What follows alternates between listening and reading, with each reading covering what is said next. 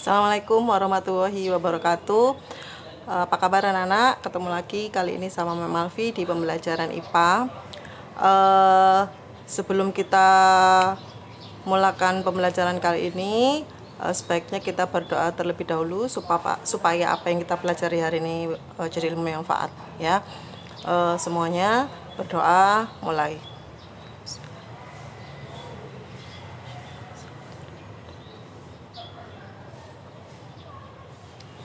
Selesai. Oke, memang lanjutkan. Sesuai pembahasan yang kemarin, ya, kita pertemuan kali ini masih membahas di tema yang sama tentang sistem pencernaan manusia. Ini tujuan pembelajaran kemarin sudah Anda ketahui, ya. Sudah disampaikan di pertemuan sebelumnya tujuan pembelajarannya. Nah, untuk pertemuan kali ini kita akan fokus membahas tujuan ketiga, yaitu mendeskripsikan macam zat gizi pada makanan dan melakukan uji zat gizi makanan secara virtual, ya. Kita lanjutkan. Nah, ini rancangan kegiatan belajar kita selama tema 4, ya. Anda kemarin sudah melakukan kegiatan belajar 1, yaitu melengkapi peta konsep pencernaan, dan alhamdulillah sudah banyak yang selesai mengerjakan. Anda hebat sekali bisa belajar mandiri dengan memetakan pembahasan tentang sistem pencernaan, karena materi sistem pencernaan ini sudah pernah Anda pelajari sebelumnya di SD, ya. Jadi saya rasa akan lebih mudah bagi Anda untuk memahami pembelajaran tema ini. Kemudian kegiatan belajar 2 ini untuk penilaian keterampilan. Ini untuk penilaian pengetahuan, menyusun brosur informasi penyakit atau kelainan pada sistem pencernaan. Ini masih belum seluruhnya mengumpulkan, ya. Jadi saya motivasi lagi, silakan Anda kerjakan untuk kegiatan belajar 2 ini sebagai bentuk pemenuhan untuk penilaian pengetahuan. Nah, pertemuan kali ini kita akan di kegiatan belajar 3, ya, tentang pengamatan uji bahan makanan, ya. Oke. Nah, kali ini kita akan membahas makanan. Semoga Anda semua sekarang ini sudah sarapan semuanya, ya. Terpenuhi semua zat gizinya, karena dalam masa pandemi ini penting sekali bagi kita untuk menjaga kesehatan. Nah, makanan ini adalah kebutuhan primer seluruh makhluk hidup, ya. Kita perlu nutrisi makanan untuk melangsungkan atau melanjutkan kehidupan. Makanan itu sendiri bagi kita sangat beragam, ya. Terutama manusia, kita termasuk tipe omnivora, jadi kita memakan hampir semua, banyak sekali variasi makanan yang bisa kita konsumsi. Nah, kita fokus ke makanan dulu tentang fungsinya, ya. Jadi kita makan, ada manfaat yang harus kita ambil dari makanan tersebut. Memang yang pertama, makanan itu sebagai penghasil energi, ya. Makanan itu sebagai penghasil energi. Jadi makanan itu menyediakan energi buat kita aktivitas sehari-hari, ya. Aktivitas sehari-hari itu bukan hanya yang kita lakukan kayak nyuci, ngepel, belajar, lari-lari, olahraga. Tidak hanya itu, ya, termasuk aktivitas dalam tubuh kita sendiri. Kita bernafas, jantung kita berdetak, otak kita atau saraf kita itu bekerja, kemudian sistem pencernaan kita bekerja, sistem pernafasan, semua sistem dalam tubuh kita itu membutuhkan energi. Jadi tidak hanya aktivitas yang nampak saja, termasuk juga aktivitas yang tak nampak dalam tubuh kita. Jadi makanan ini menjadi sumber energi untuk seluruh sel tubuh kita, ya. Itu yang pertama. Kemudian yang kedua, makanan itu sebagai pembangun tubuh. Pembangun tubuh maksudnya adalah dia menjadi bahan untuk pertumbuhan, ya. Terutama seperti usia Anda sekarang, usia remaja itu pesat sekali pertumbuhannya, ya. Biasanya, ya, yang dulu masih kecil kelihatannya, mungkin sekarang sudah kelas 8 sudah mulai numbuh tambah tinggi, ya. Itu salah satu perannya selain gen Anda juga karena asupan nutrisi dari makanan kita. Anda tidak akan bisa tumbuh sesempurna seperti ini, ya. Anda tidak bisa glow up kalau Anda tidak makan, ya. Jadi makanan itu penting. Kok bisa, Mem? Iya. Jadi makanan kita yang mengandung kalsium dibutuhkan untuk pertumbuhan tulang. Kemudian makanan kita juga yang mengandung protein butuh untuk menggantikan sel-sel tubuh yang rusak. Ya, kalau misalnya wajah kita ada terluka atau jerawatan atau apa itu kan dia bisa sembuh. Nah, penyembuhan ini butuh asupan nutrisi yang baik, ya. Itu. Kemudian selain itu makanan juga berfungsi sebagai zat pelindung, ya. Berfungsi sebagai zat pelindung untuk kesehatan tubuh kita, ya, mengatur metabolisme kita. Anda makan itu bervariasi. Kalau Anda makan yang kurang misalnya kurang vitamin C misalnya, kekebalan tubuh Anda bisa sedikit turun dan lain sebagainya, ya. Jadi itu macam-macam zat gizi, fungsi makanan. Nah, sebelum memang dilanjutkan, jadi dari makanan yang kita ambil fungsinya, manfaatnya itu tadi, ada 3 jenis. Maksudnya bukan 3 jenis, ada beberapa makanan yang diambil zat gizinya, ya. Untuk penghasil energi ini biasanya makanan yang mengandung karbohidrat, ya. Untuk pembangunan tubuh ini biasanya makanan yang mengandung protein. Kemudian untuk pelindungan tubuh biasanya mengandung vitamin dan mineral, ya. Nah, kita akan bahas selanjutnya. Nah, di sini kita bahas dulu yang pertama. Ini salah satu zat gizi utama yang dibutuhkan oleh tubuh, ya. Yang pertama adalah karbohidrat. Ini merupakan senyawa yang mengandung unsur karbon, hidrogen, dan oksigen. Komponen dasar karbohidrat adalah monosakarida, yaitu glukosa. Ya, molekul glukosa, satu molekul glukosa bergabung dengan molekul glukosa yang lain membentuk disakarida, polisakarida, dan lain sebagainya. Mungkin Anda akan kesulitan mengenali apa itu glukosa, monosakarida, disakarida, dan seterusnya, dan polisakarida. Akan lebih mudah memahami sumber-sumber makanannya langsung yang mengandung karbohidrat. Ini contohnya, misalnya ada padi, ya, jagung.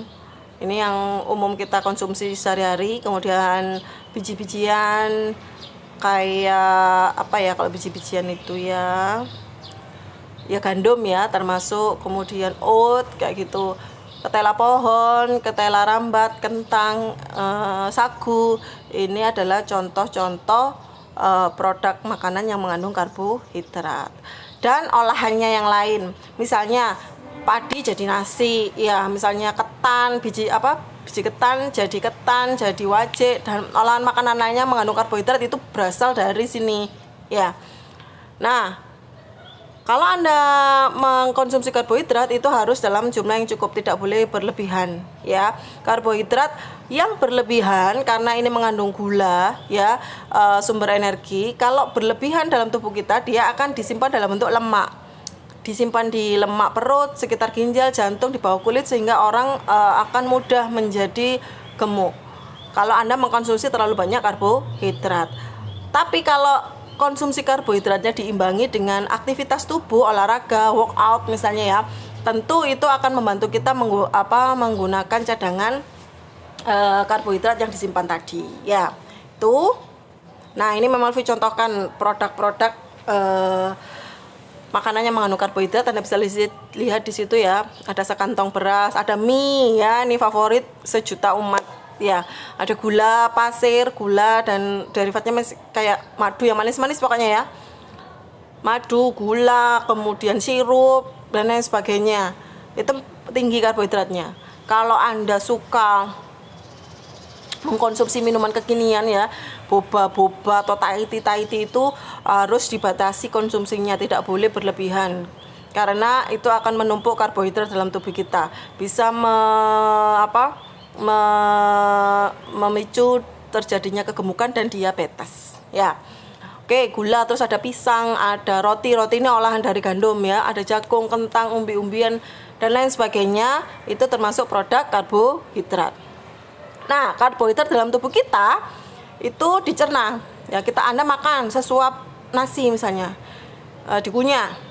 Nah, di sini dia dicerna, karbohidrat dicerna dengan enzim amilase. Campuran air liur dan karbohidrat tadi terjadi proses pencernaan kimiawi merubah karbohidrat pati menjadi maltosa. Kemudian akhirnya makanan tadi kita telan ya, itu beberapa sudah berubah jadi maltosa. Kemudian di usus, maltosa dengan enzim maltase akan dirubah menjadi glukosa. Nah, glukosa ini yang akan diserap oleh tubuh. Tuh, karbohidrat itu polisakarida kompleks ya. Glukosa ini monosakarida yang sederhana yang diedarkan ke seluruh sel tubuh untuk sumber energi. Ya. Oke, zat gizi yang kedua adalah protein. Protein adalah unsur senyawa organik yang tersusun dari unsur C, karbon, oksigen, hidrogen, dan nitrogen. Kadang-kadang juga mengandung sulfur dan protein. Nah, komponen dasar protein adalah asam amino. Jadi protein yang ada di daging, yang ada di susu itu tersusun atas asam amino. Ya, asam amino, molekul asam amino. Nah, protein yang kita konsumsi atau kita bisa mendapatkan protein itu dari dua sumber, yaitu protein hewani dan protein nabati. Ini contoh-contohnya protein hewani, misalnya berbagai macam daging ya, daging ayam, daging sapi, daging ikan ya. Kemudian telur, ada cumi-cumi, udang, susu, dan keju. Sementara protein nabati bisa kita peroleh dari biji-bijian, ya, biji-bijian. Nah, di sini Memalvi kasih contoh, wow, kelihatannya lezat sekali ya. Di sini contoh-contoh produk makanan dan olahannya yang mengandung protein. Anda bisa lihat di sini ada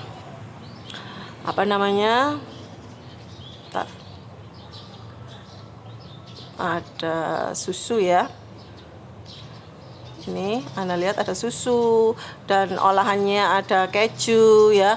Kemudian ada daging sapi. Ini protein hewani, ada seafood, protein hewani ayam, ikan, telur, olahan daging termasuk sosis, kornet dan lain sebagainya itu juga mengandung protein. Itu protein yang hewani. Protein nabati Anda bisa lihat di sini di tengah ini ya. Ini biji-bijian.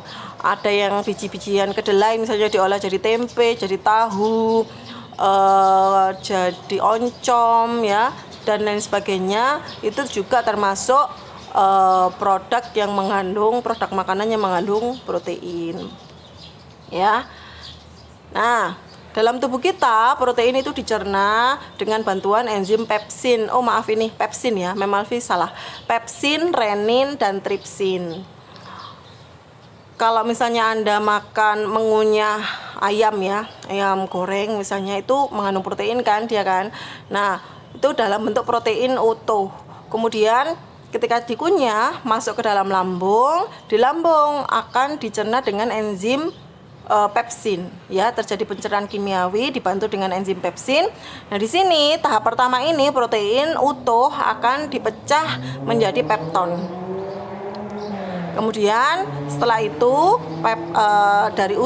dari lambung campuran makan tersebut menuju ke usus. Di usus ketemu dengan enzim tripsin.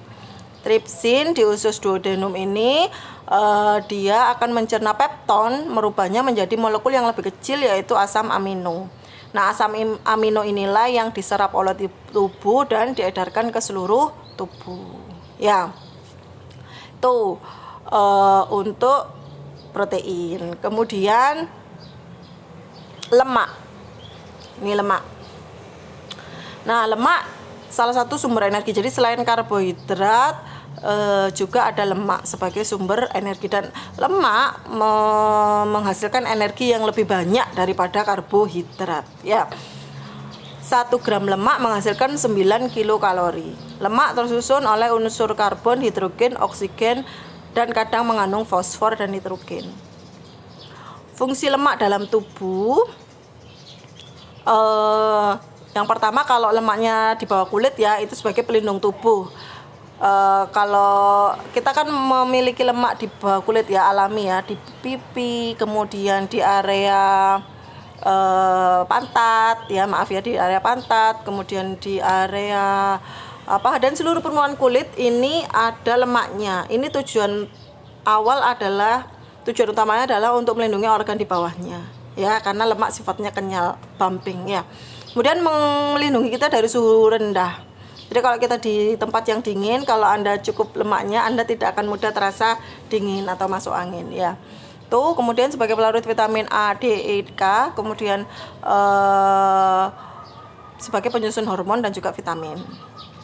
Ya, lemak, Anda juga bisa mendapatkan lemak ini, mengkonsumsi lemak itu dari dua macam, dari dua sumber ya maksud saya ya, lemak nabati dan lemak hewani. Nah, ini contoh-contohnya lemak nabati ya, dari tumbuhan ya, ada minyak-minyak kelapa, kemiri, biji-bijian ya. Yang hewani ya dari daging, susu dan lain sebagainya. Nah, ini Memalvi contohkan produk-produk yang mengandung lemak. Jadi kadang ya di produk yang mengandung protein itu ada juga lemaknya sedikit, tapi enggak banyak ya, bukan sumber utamanya. Misalnya di daging dia ada proteinnya tapi juga ada sedikit lemak. Di ayam juga sama. Dan juga tergantung pengolahannya. Kalau Anda bikin ayam digoreng ya nambah lagi lemaknya. Ya, Anda bikin ayam dikukus ya enggak begitu banyak lemaknya, dan seperti itu ya. Telur juga, telur kalau digoreng ya nambah lemaknya, tapi kalau telurnya direbus saja itu juga hanya kandungan protein dalam telurnya dan lemak pada kuning telurnya saja. Ini contoh-contoh produk yang mengandung lemak, ada olive oil atau minyak zaitun ya, minyak kelapa juga, minyak-minyak pokoknya ya. Kemudian telur, keju, olahan keju, daging, seafood, biji-bijian, ayam, ikan itu juga ada sedikit lemak di dalamnya ya. Nah, ini pengolahan lemak dalam tubuh kita. Jadi kalau Anda mengkonsumsi yang mengandung lemak, lemak itu hanya dicerna di usus halus ya. Anda masuk di kunyah pertama di mulut tidak ada pencernaan lemak. Masuk ke lambung tidak terjadi pencernaan lemak. Baru masuk di usus 12 jari baru terjadi pencernaan lemak dengan dibantu enzim lipase. Enzim lipase akan mencerna lemak menjadi asam lemak dan gliserol. Asam lemak ini yang kemudian diedarkan juga ke seluruh tubuh. Nah, setelah Anda mempelajari sumber-sumber zat gizi ya dalam makanan kita terkait dengan sistem pencernaan, nah Memalvi akan mengajak Anda melakukan kegiatan 3, yaitu pengamatan zat gizi pada makanan ya. Tapi tidak semuanya, kita hanya virtual saja dengan menggunakan simulasi ya. Nanti tugas Anda, kegiatan belajar ini Anda membuat tabel ya, kemudian diisi tabelnya sesuai video simulasi yang habis ini Memalvi putar ya. Nah, Anda sebelum melakukan pengamatan, Anda siapkan dulu tabelnya ya, dicatat dulu tabelnya seperti ini. Ada 3 macam uji ya, uji amilum, kemudian uji protein dan uji glukosa. Uji amilum tabelnya seperti ini, silahkan dicatat. Di sini ada 4 bahan yang akan kita amati ya. Nah, nanti setelah Anda bikin tabelnya, kemudian Anda lakukan pengamatan, catat dulu warna makanannya yang ditetesi lugol. Biasanya makanan yang ditetesi lugol itu putih misalnya ya, kalau nasi ya, setelah ditetesi lugol jadi berwarna apa? Tulis di sini. Kemudian kesimpulannya dia mengandung amilum atau tidak. Ini ya. Kemudian yang kedua, uji glukosa. Uji glukosa juga sama, ada 4 bahan. Kemudian maaf ini Memalvi keliru. Ini ditetesi Benedict ya. Ya Allah, ini kalau copy paste gini wis. Ini mengandung glukosa. Nanti Memalvi kirimkan sudah yang terbaru ya. Memalvi kirimkan yang terbaru yang benar terkait dengan tabelnya ya. Catat dulu setelah dicampur Benedict nanti warnanya apa, larutannya jadi warna apa setelah dicampur Benedict. Kemudian setelah dipanaskan warnanya berubah jadi apa, silakan dicatat. Terus di sini kesimpulannya mengandung glukosa atau tidak. Itu ya.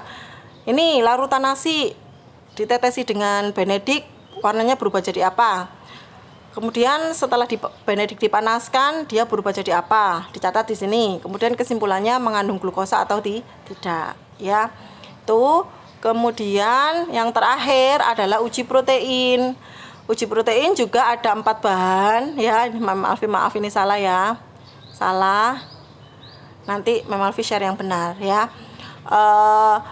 Putih telur misalnya setelah ditetesi biuret, dia warnanya apa? Putih telur tersebut setelah ditetesi biuret dia warnanya apa? Kemudian setelah ditunggu sejenak sambil diaduk-aduk, digoyang-goyang, dia berubah jadi warna apa? Nah, kemudian catat kesimpulannya. Dia mengandung protein atau tidak mengandung protein. Susu juga sama. Setelah ditetesi biuret, warnanya jadi apa? Kemudian setelah diaduk-aduk, dicampurkan, dia berubah jadi warna apa? Ya. Kemudian simpulkan dia mengandung protein atau tidak. Nah, itu tugas pengamatan virtualnya. Nah, setelah Anda melakukan pengamatan di tabel tadi sudah lengkap pengamatan Anda, baru kerjakan diskusi ini. Ya, dikerjakan diskusi ini, dijawab pertanyaan nomor 1 sampai nomor 7. Jadi nanti tugas Anda di jurnal dituliskan kegiatan 3. Ya, kegiatan 3 melakukan uji makanan virtual. Bikin tabelnya 3 tabel. Hasil amatannya ditulis, kemudian baru kerjakan diskusinya. Gitu ya. Nah, kalau sudah dipahami tugasnya, sekarang Mem Alfi akan memutar video simulasinya, ya. Anda bisa amati pelan-pelan. Anda bisa ngulang juga nanti ya. Oke. Ini Bismillahirrahmanirrahim. Oke. Uji bahan makanan untuk materi IPA semester 1 kelas 8 ya.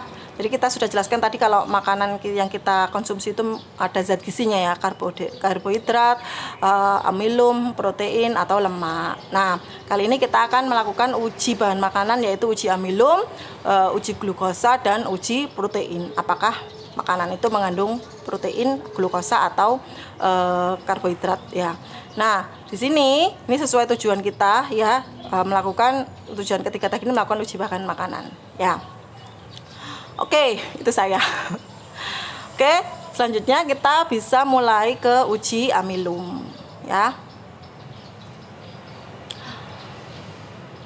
Ya, ada 3 ya yang kita lakukan, uji amilum, uji glukosa dan uji protein. Kita awali dulu dengan uji amilum.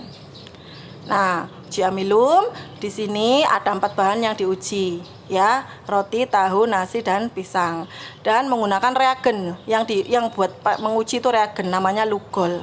Uji amilum bertujuan untuk mengetahui adanya zat tepung atau amilum dengan menggunakan lugol atau iodin.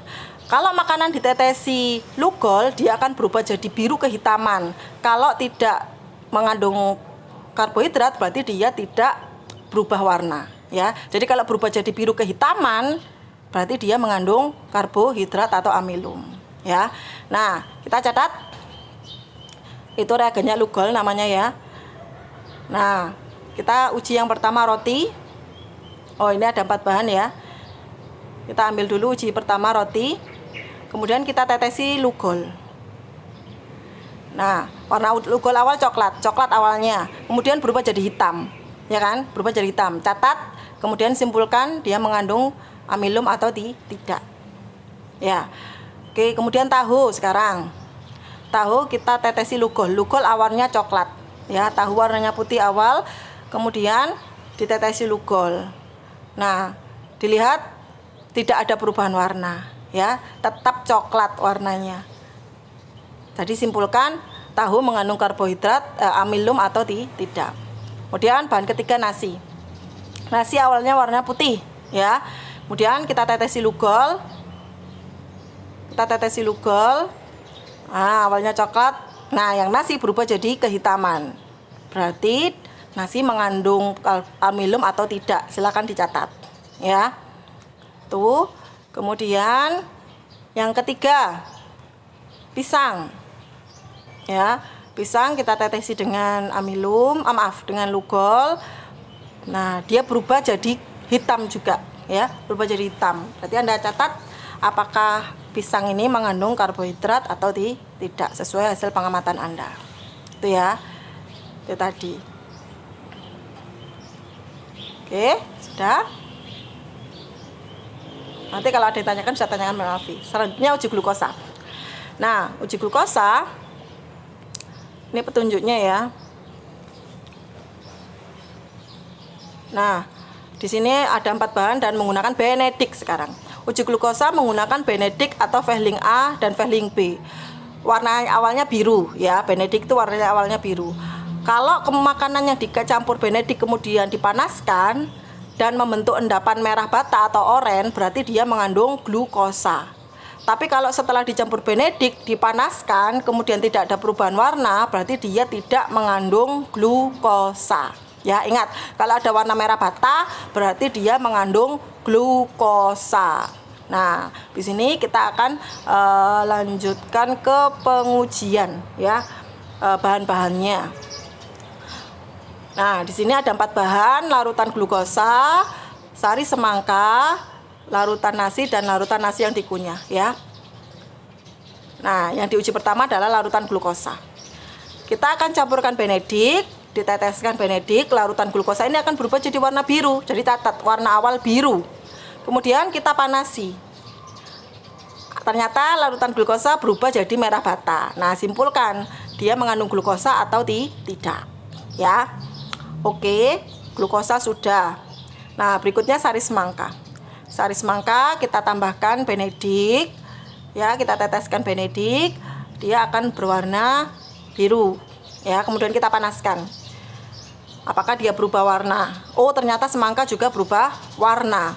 Dia berubah warna jadi merah bata atau orange ya. Simpulkan dia mengandung glukosa atau tidak.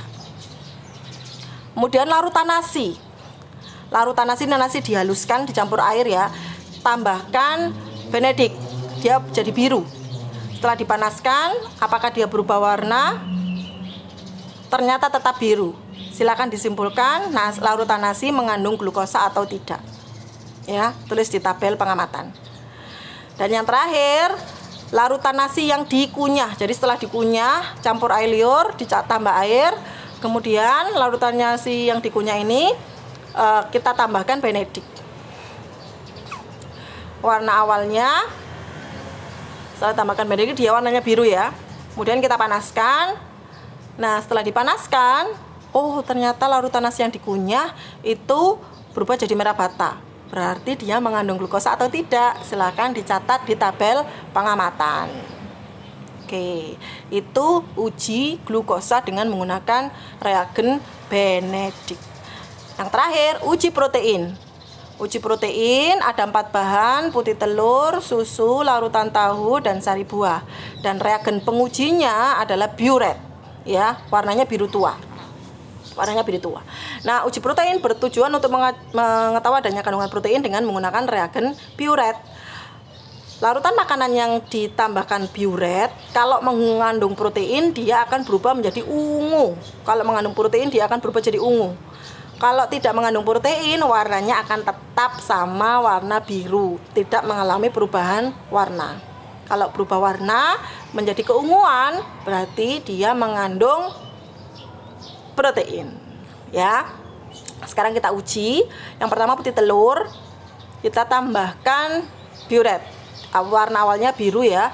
Nah, ternyata berubah jadi ungu. Berarti putih telur mengandung protein atau tidak? Silakan dicatat di tabel pengamatan ya. Nah, berikutnya kita coba susu. Warnanya awal putih tapi kita tetesi biuret dia jadi biru warnanya ya. Kemudian digoyang, ternyata dia berubah jadi ungu juga. Berarti dia mengandung protein atau tidak? Silakan dicatat di tabel pengamatan. Oke, berubah jadi ungu ya. Oke, yang ketiga, pakai larutan tahu. Kita tambahkan biuret jadi biru, setelah digoyang dia jadi ungu. Simpulkan lagi di tabel Anda larutan tahu mengandung protein atau tidak. Dan yang terakhir, sari buah. Sari buah kita tambahkan biuret ya. Oke, warna awalnya biru, setelah digoyang ditunggu beberapa saat, ternyata sari buah tidak mengalami perubahan warna. Tidak berubah warnanya ya. Berarti Anda simpulkan di tabel pengamatan Anda, sari buah ini mengandung protein atau tidak. Nah, Itu tentang uji amilum, glukosa, uji protein. Silakan nanti Anda bisa ngulangi video ini ya untuk melakukan pengamatan. Nah, itu saja dari Mem Alfi, anak-anak. Jadi itu kegiatan belajar Anda hari ini melakukan uji makanan virtual. Nanti kalau Anda merasa video ini terlalu cepat, Anda bisa pause dulu ya untuk melakukan pengamatan setiap bahan amatannya. Nah, ya. Oke, itu dari Mem Alfi. Kalau ada yang ditanyakan, silakan nanti ditanyakan via chat WA ya. Dan jangan lupa setelah mencatat hasil pengamatan, kerjakan diskusinya yang ini tadi. Oke? Saya rasa penjelasan saya sudah cukup. Nah, silakan Anda belajar mandiri di rumah. Mem Alfi harap kalian tetap semangat ya, apapun kondisinya, yang penting niat kita diusahakan niat untuk belajar ya. Itu manfaatnya insya Allah semuanya akan kembali ke Anda ya, semuanya akan kembali ke Anda. Anda seorang siswa, Anda seorang anak, tugas Anda yang utama saat ini adalah belajar, menuntut ilmu ya. Jadikan ini sebagai salah satu ibadah Anda, jalan berbakti kepada orang tua. Oke, saya rasa cukup. Semoga apa yang kita pelajari hari ini bermanfaat. Saya akhiri. Assalamualaikum warahmatullahi wabarakatuh.